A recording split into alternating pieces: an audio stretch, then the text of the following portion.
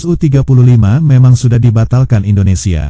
Indonesia membatalkan pesanan Su-35 karena ancaman sanksi CAATSA Amerika Serikat alias AS.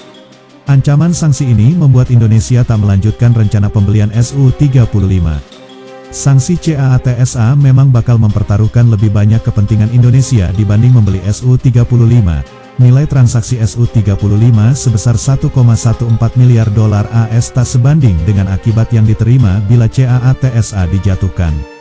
Bila Indonesia kena sanksi CAATSA, maka nilai perdagangan Indonesia AS yang mencapai ratusan triliun rupiah per tahun bakalan hangus.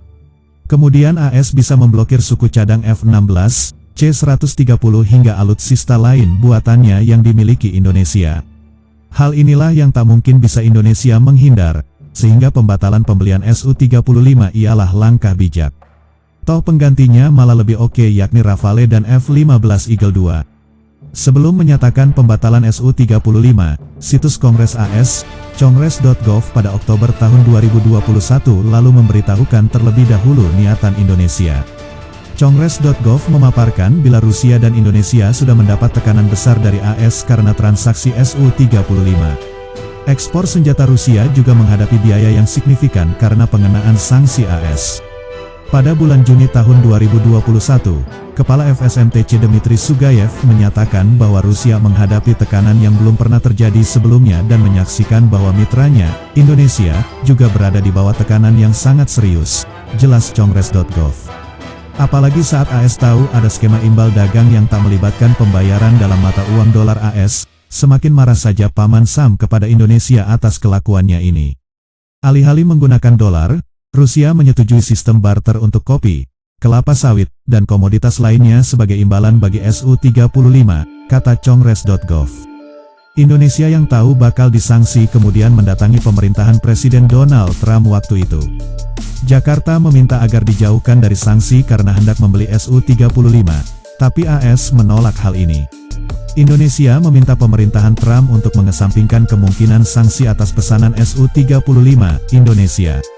Laporan media menyatakan administrasi Trump menolak permintaan tersebut dan Indonesia memutuskan untuk tidak melanjutkan pembelian Su-35, lapor Congres.gov. Larangan AS bukan cuma omong kosong, Menteri Pertahanan, Menhan AS era Trump, Jim Mattis, kemudian disuruh datang ke Indonesia. Di Indonesia, Mattis diberi tugas untuk melakukan tekanan terstruktur agar Indonesia membatalkan niatnya membeli Su-35.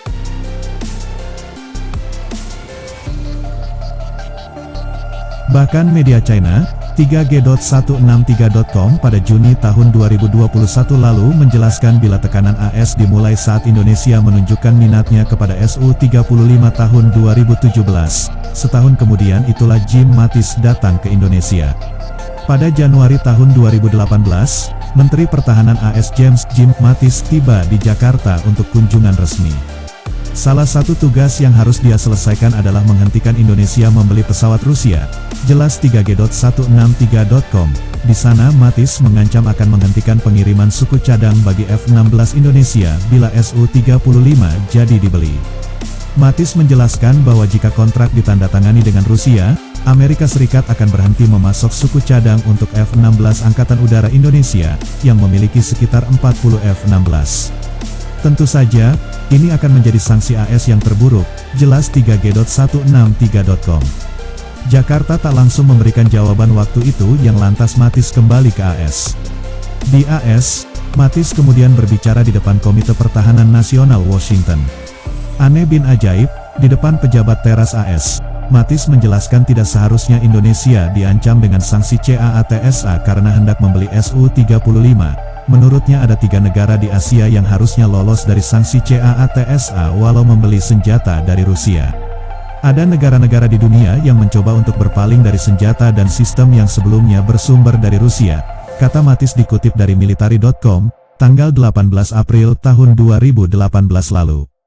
Ketiga negara itu ialah India, Vietnam dan Indonesia. Sebab ketiga negara tersebut kompak membantu AS dalam menghadapi China, harus ada keistimewaan yang diberikan Washington kepada ketiganya.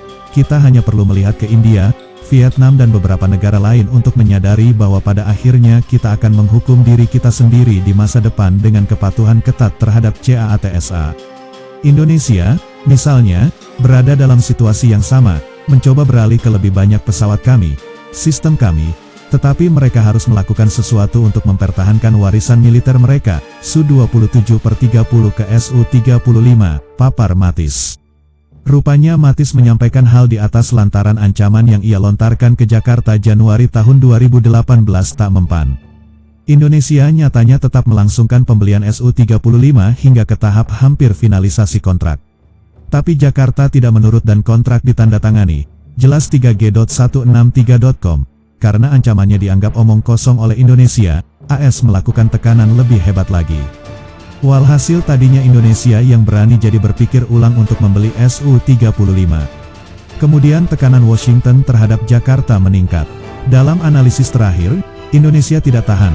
Dalam keadaan sulit seperti itu, Jakarta mulai menunda pembayaran dari kontrak tersebut, dengan mengatakan bahwa dokumen tersebut harus ditandatangani oleh 4 menteri yang berbeda sebelum persetujuan akhir. Dikatakan bahwa sangat sulit untuk menemukan kompromi, kesepakatan pembelian Su-35, yang dapat diterima oleh keempat kementerian, tersebut, jelas 3G.163.com. Setelah itu barulah Indonesia membatalkan pembelian Su-35 lantaran ancaman sanksi AS dianggap berbahaya bagi kepentingan negara.